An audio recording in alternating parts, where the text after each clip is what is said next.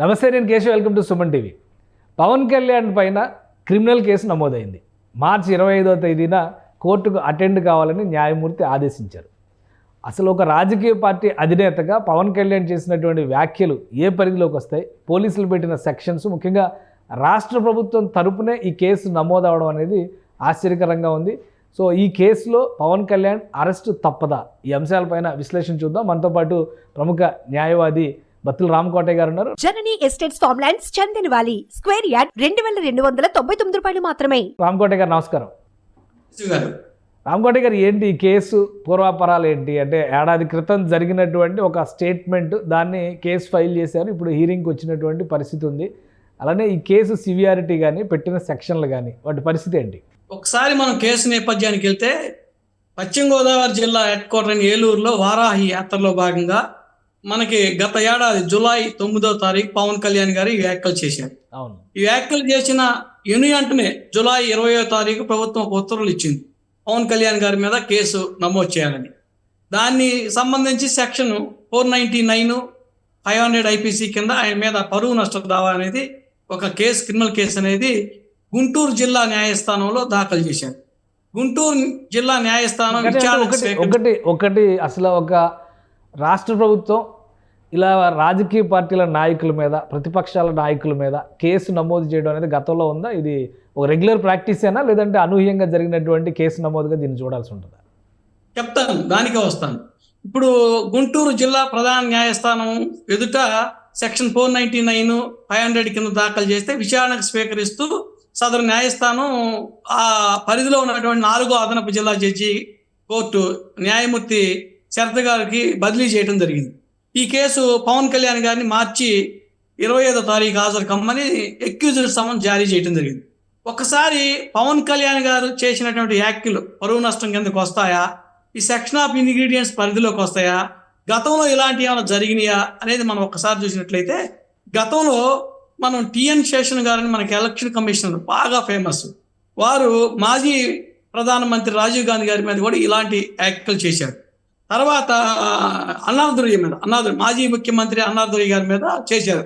తర్వాత మాజీ రాష్ట్రపతి ఒక పుస్తకం రాస్తూ కేఆర్ వెంకటరమణ గారు రాజీవ్ గాంధీ మీద గారు కూడా రాశారు. దీనికి సంబంధించి మన Kerala high court 1968 AR page number 228, అదేవిధంగా 1968 ఏఎల్టీ పేజీ నెంబర్ 101లో తీర్పు చెప్తూ ఒక మాట చెప్పారు. ఏదైనా ఒక ఆరోపణ చేసినప్పుడు బహిరంగంగా ఒక వ్యక్తి మీద కానీ, వ్యక్తుల మీద కానీ, లేదా సంస్థల మీద కానీ ఉద్దేశం లేకుండా ఒక ఆరోపణ చేసినప్పుడు, ఒకళ్ళ కించపరచాలనే ఉద్దేశము అలాంటివి లేకుండా ఆరోపణ చేసినప్పుడు దీన్ని పరువు నష్టంగా పరిగణించలేము అని ఈ తీర్పులు మనకు రాజీవ్ గాంధీ గారి మీద ఆర్ వెంకటరామ్ గారు రాసిన పుస్తకంలో కానివ్వండి, అన్నాదురై గారి మీద టిఎన్ శేషన్ గారు చేసినటువంటి ఆరోపణల విషయంలో మనకు తేటతెల్లం చేసాయి ల్యాండ్ మార్క్ జడ్జిమెంట్స్. అయితే ఇక్కడ పవన్ కళ్యాణ్ గారి మీద చేసినటువంటిది ఇది క్రిమినల్ చర్యలోకి వస్తుందా, పరువు నష్టంలోకి వస్తుందా అనేది మనం ఒక్కసారి సెక్షన్ ఆఫ్ లాని కనుక పరిశీలిస్తే, జనసేన అనేది ప్రశ్నించడానికే పుట్టిన పార్టీ. ప్రశ్నించడం అనేది జనసేన యొక్క ఎజెండా. తెలుగుదేశం పార్టీ ఏ విధంగా ఆత్మగౌరవంతో పుట్టిందో, తెలుగువారి ఆత్మగౌరవంతో, ఇక్కడ వ్యవస్థలో పేరకపోయినటువంటి లోపాలని ఎలికి తీసి ప్రశ్నించడానికి నేను పుట్టానని పవన్ కళ్యాణ్ గారు జనసేన వ్యవస్థాపక అధ్యక్షులు ఆ పార్టీని పెట్టినప్పుడు వాళ్ళ నినాదం అది. ఈరోజు ప్రశ్నిస్తే మీరు కేసు పెడతామంటే దాన్ని కేసును చూసి మీరు అదిరిస్తేనో బెదిరిపోయే రకం జనసేన అధ్యక్షుడు పవన్ కళ్యాణ్ గారు. ఎన్ని కేసులు పెట్టినా ఆయన ప్రశ్నించడం అనేది జరుగుతూనే ఉంది. కానీ ఈ ప్రశ్నలో దురుద్దేశం ఏమైనా ఉందా, వాళ్ళని తిట్టాలనే ఉద్దేశంతో ఏమైనా పెట్టారా అనేది ఇక్కడ మనం చర్చించాల్సినటువంటి అంశం. ఆయన అక్కడ కూడా ఆయన వ్యాఖ్యలు మనం పరిశీలించినట్లయితే దురుద్దేశంతో కానీ, వాళ్ళని వ్యక్తులను కానీ, లేదా గవర్నమెంట్ని కానీ ఎక్కడ కూడా ఆయన తిట్టిన సందర్భం, వ్యక్తిగతంగా తిట్టిన సందర్భం లేదు. దీని యొక్క బ్యాక్గ్రౌండ్ కూడా మీకు ఒక్కసారి నేను చెబుతా. ఎందుకంటే ఏ సందర్భంలో ఆయన అనాల్సి వచ్చింది, ఎందుకు అనాల్సి వచ్చింది అనే విషయాన్ని కూడా మీకు మన సుమన్ టీవీ ద్వారా ప్రేక్షకులకు తెలియజేద్దాం. మనకి మహిళలు 29,000 నుంచి 30,000 మంది మహిళలు అదృశ్యమైపోయారు. అదృశ్యమైన మహిళల్లో ప్రతిపక్షాలు, విపక్షాలు ఒక్కసారి ఆరోపించడంతో 14 మంది రీబ్యాక్ అయ్యారు. మిగతా 16,000 మంది అతిగతి లేకుండా పోతే, దాని మీద పవన్ కళ్యాణ్ గారికి ఉన్నటువంటి కేంద్ర నిఘా సంస్థల యొక్క సమాచారం మేరకు 16,000 మంది మీరు ఏమయ్యారు, వాళ్ళు ఎట్లా పోయారో నాకు తెలుసు, దానికి సంబంధించి నాకున్న సమాచారం ప్రకారం ఈ రోజు ఉన్నటువంటి వాలంటరీ వ్యవస్థ అనేవాళ్ళు ఐడెంటిఫికేషన్ చేసి ఒంటరి మహిళల్ని, వాళ్ళు వాలంటీర్లు కూడా ప్రతి ఇంటి సమాచారాన్ని కూడా స్వీకరిస్తున్నారు. దాంట్లో క్రమంగానే ఒంటరి మహిళలను ఐడెంటిఫికేషన్ చేసి అది ఒక ప్రభుత్వంలో ఉన్నటువంటి పెద్దలకి చేరవేసి వాళ్ళ ద్వారా ఈ మహిళల్ని కిడ్నాప్ చేయడం జరిగింది అని వారు ఆరోపించడం. దీని మీద ముఖ్యమంత్రి గారు ఎందుకు ప్రశ్నించట్లేదు, ముఖ్యమంత్రి గారు ఎందుకు చర్యలు తీసుకోలేదు, డీజీపీ గారు దీని మీద ఎందుకు క్రిమినల్ యాక్షన్ తీసుకోవట్లేదని వారు ప్రశ్నించారు. ఇక్కడ మనం చూసినట్లయితే ఈ ఆరోపణలు ఎక్కడా కూడా అవమానపరిచినట్టు కానీ, వాళ్ళని ఉద్దేశించి వాళ్ళని ఏదో ద్వేషించినట్టుగా మళ్ళీ వాళ్ళ పరువు నష్టానికి ఒకటి రామకోటి గారు, ఇప్పుడు ఈ కేసుని పూర్వాపరాలు ఏడాది అవుతుంది దగ్గర అన్నీ పరిశీలించిన తర్వాత కోర్టు సమన్లు ఇచ్చారంటే ప్రైమా ఫేసి అంటే ప్రాథమికమైనటువంటి ఆధారాలు లేకుండా సమన్లు ఇవ్వడానికి అవకాశం ఉంటుందా? మీరు మంచి మాట అన్నారు. దీనికి రెండు నేచర్స్ ఉంటాయి, 499కి 500కి. Quasi criminal, quasi civil action. ఒక కంప్లైంట్ దాఖలు చేసినప్పుడు విచారణకి స్వీకరించమన్నారు, అంతేగాని ఇక్కడ పవన్ కళ్యాణ్ గారు తప్పు చేసినట్ట లేదనేది ఈరోజు 4వ అదనపు జిల్లా కోర్టు శరత్ గారు సమన్ చేసి మీ యొక్క వాదన చెప్పుకోండి, మీరు లాయర్ గారిని పెట్టుకోండి, మీరు వాదించుకోండి అనేటటువంటి అవకాశాన్ని పవన్ కళ్యాణ్ గారికి కూడా కలిగించడం జరిగింది. అందుకని పవన్ కళ్యాణ్ గారు రేపు అపీర్ అయినాక వారి లాయర్ని పెట్టుకొని వారి డిఫెన్స్ ని చూపించి దీని మీద వాళ్ళ విచారణలో నిజమని తేలితే శిక్ష పడితే అప్పుడు పవన్ కళ్యాణ్ గారు తప్పు చేసినట్టు. ఇప్పుడు only after allegation made against the Pavan Kalyan. కానీ అంటే ఒకటి, ఇప్పుడు పవన్ కళ్యాణ్ గారు వ్యక్తిగతంగా కోర్టుకు అటెండ్ అవ్వాలా, లేదంటే మీరు అన్నట్టుగా ఇది ఈ సమన్స్ అనేది ఒకవేళ ఆయన అటెండ్ అవ్వకపోతే అరెస్ట్ వరకు వెళ్ళేటువంటి అవకాశం ఉంటుందా? ముందు ఎక్యూజ్డ్ సమన్ రిసీవ్ అవ్వాలి. రిసీవ్ అయినాక రిసీవ్ తీసుకున్న సమన్కి ముద్దాయిన రాకపోతే ముందు బెయిలబుల్ వారెంట్లు ఇవ్వచ్చు, నాన్ బెయిలబుల్ వారెంట్లు ఇవ్వచ్చు. ఆయన ఎందుకు హాజరు గారు అనుకోవాలి? హాజరవుతారు, లాయర్ గారిని పెట్టుకుంటారు. ఒకటి, ఆయన హాజరు అవ్వచ్చు, కానీ మార్చి 25వ తేదీ అనేది ఎలక్షన్స్కి సంబంధించి క్యాన్వాసింగ్ పీక్ స్టేజ్లో ఉండేటువంటి సమయం. ఆ సమయంలో కోర్టుకు అటెండ్ అయ్యేటువంటి ఛాన్సెస్ ఉంటాయా లేదా? ఒక రాజకీయ పార్టీ నాయకుడిగా పవన్ కళ్యాణ్ గారికి ఉండేటువంటి ఎజెండా, ఆయన క్యాన్వాసింగ్ వెళ్లాల్సినటువంటి అనివార్యత, ఇవన్నీ కూడా దృష్టిలో ఉంచుకోవాలి. కాబట్టి ఒకవేళ అటెండ్ కాకపోతే సివియర్ క్రిమినాలిటీ కింద చర్యలు తీసుకోవడానికి ఏమన్నా ఛాన్సెస్ ఉన్నాయా? ఖచ్చితంగా కోర్టు సమన్ ఒకసారి ఒక వ్యక్తి తీసుకున్నాక తూచా తప్పకుండా ఆయన కానీ ఆయన లాయర్ గారి ద్వారా కానీ కోర్టుకు హాజరై సమాధానం చెప్పాలి. ఒకవేళ కాని పక్షంలో కోర్టు దాని మీద చర్యలు తీసుకొని వారెంట్ ఇవ్వడానికి కానీ, బెయిలబుల్ వారెంట్ ఇవ్వడానికి కానీ, నాన్ బెయిలబుల్ వారెంట్ ఇవ్వడానికి కానీ చెప్పడానికి అవకాశం ఉంది. అందుకని వారు హాజరవ్వడం అనేది అనివార్యం. కానీ మీరు అన్నట్టు ఈ ఎలక్షన్ టైంలో ఇది రావటం అనేది ఎలక్షన్ రంగు పూసుకుంది. ఈరోజు పవన్ కళ్యాణ్ గారు తెలుగుదేశం పార్టీతో పొత్తు పెట్టుకోవటం, తెలుగుదేశం పార్టీకి ఒక ఆక్సిజన్ లాగా ఈరోజు పవన్ కళ్యాణ్ గారు ఉండటం, ఎన్నుముకలాగా పనిచేయటం, పొత్తు కుదరటం. ఇప్పుడు మనం అన్ని కూడా చూస్తా ఉన్నాం, కేంద్రంలో కానీ రాష్ట్రంలో కానీ. నిన్న నితీష్ కుమార్ గారికి కూడా ఒక రకంగా కేంద్రంలో బీజేపీ పైపిచ్చో లేకపోతే భంగపెట్టో మళ్ళీ వెనక్కి తెచ్చుకున్నారు. అట్లానే ఈ రోజు ఏ స్థాయిలో, కేంద్ర స్థాయిలో కానీ రాష్ట్ర స్థాయిలో కానీ కొన్ని పార్టీలు అక్కడ ఆర్జేడీకి జేడీయూకి మధ్య విచ్ఛిన్నం చేశారు. అట్లానే ఇలాంటి కేసులు పెట్టి పవన్ కళ్యాణ్ గారిని బెదిరించాలి, అదిరించాలి, తెలుగుదేశం పార్టీలో పొత్తులోకి వెళ్లకుండా చేస్తే వైసీపీకి అడ్వాంటేజ్ వస్తుందనే పొజిషన్ తోటి ఈ రోజు దీన్ని త్వరితగతంగా తేవడం జరిగింది. పబ్లిక్ ప్రాసిక్యూటర్ గారిని అడ్డం పెట్టుకొని గవర్నమెంట్. అందుకని ఈ అదిరింపులకి బెదిరింపులకి ఆయన బెదిరిపోతే ఆయన రాజకీయ చరిత్రే ఉండదు. ఇంకోటి రామకోటి గారి గతంలో మనం చూసాము, రాహుల్ గాంధీ గారి కేసు కూడా ఎప్పుడో 5 ఏళ్ల క్రితం, 4.5 ఏళ్ల క్రితం చేసినటువంటి కామెంట్స్కి సూరత్ కోర్టు ఆయన కన్విక్ట్ చేసినటువంటి పరిస్థితి.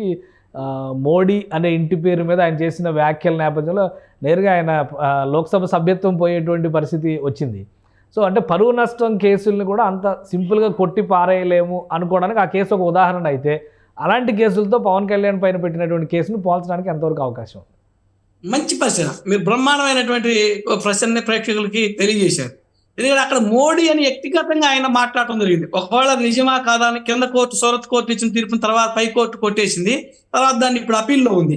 కానీ ఇక్కడ వ్యక్తిగతంగా పవన్ కళ్యాణ్ పలానా వ్యక్తులని ఆపాదించాల. ఈరోజు ఆయన డిఫాక్టో కంప్లైంట్ ఉన్న బి అరుణ్ కుమార్, తాడికొండ మండలానికి సంబంధించిన వ్యక్తిని కూడా పెట్టి చేశారు. ఏ వ్యక్తులు కానీ, ఏ సంస్థలు కానీ, ఏ యొక్క ఆర్గనైజేషన్ కానీ ఆయన సంబంధించిన వాలంటరీ వ్యవస్థలో ఇలాంటి విధానాలు జరుగుతున్నాయి. ఈ విధానాల ద్వారా మహిళలు మిస్ అయ్యారు, ఉమెన్ మిస్సింగ్ జరిగింది. మిస్ అయిన 30,000 నుంచి 14,000 మంది ఎన్నికొచ్చారు. మిగతా 16,000 మంది ఏంటి? దానికి సంబంధిత ముఖ్యమంత్రి 14,000 మంది కూడా వెనక్కి వచ్చారని పోలీస్ శాఖ చెబుతుంది. వాళ్ళు కూడా వచ్చారని కన్ఫర్మేషన్ ఎక్కడా లేదు. అలానే మిస్ అయిన దానికి సంబంధించి కేసులు డేటా ఉందని పవన్ కళ్యాణ్ గారు క్లియర్గా చెప్తున్నారు. సో దానిపైన అఫీషియల్గా ఒక క్లారిటీ అంటూ ఇవ్వకుండా పవన్ కళ్యాణ్ చేసినటువంటి వ్యాఖ్యల పైన మాత్రమే కేసు నమోదు చేసే అధికారం, అంటే ప్రభుత్వం అలా ఇనిషియేషన్ చేయడానికి ప్రభుత్వానికి అధికారం ఉందా? వాస్తవంగా ప్రశ్నించకపోతే ప్రజాస్వామ్యం లేదు. ప్రజాస్వామ్యంలో ప్రశ్నించడం అనేది ఒక ప్రాథమిక హక్కు.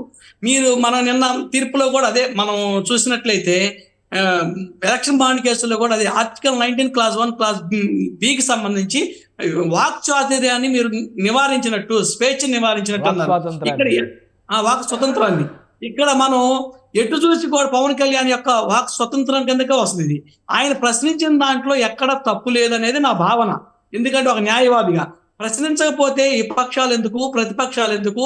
మీరు సమాధానం చెప్పాల్సిన బాధ్యత ప్రభుత్వం యొక్క భుజస్కంధాల మీద ఉంది. ఈ ప్రభుత్వం కానీ పోలీస్ వ్యవస్థ కానీ 30,000 మందికి సంబంధించి నిజమా కాదా? ఈ ఆరోపణ నిజం కాదనుకో, మీరు చేసిన ఆరోపణ నిజం, ఇవి 30,000 మంది ఇట్టున్నారు అని డేటా చెప్పాలి.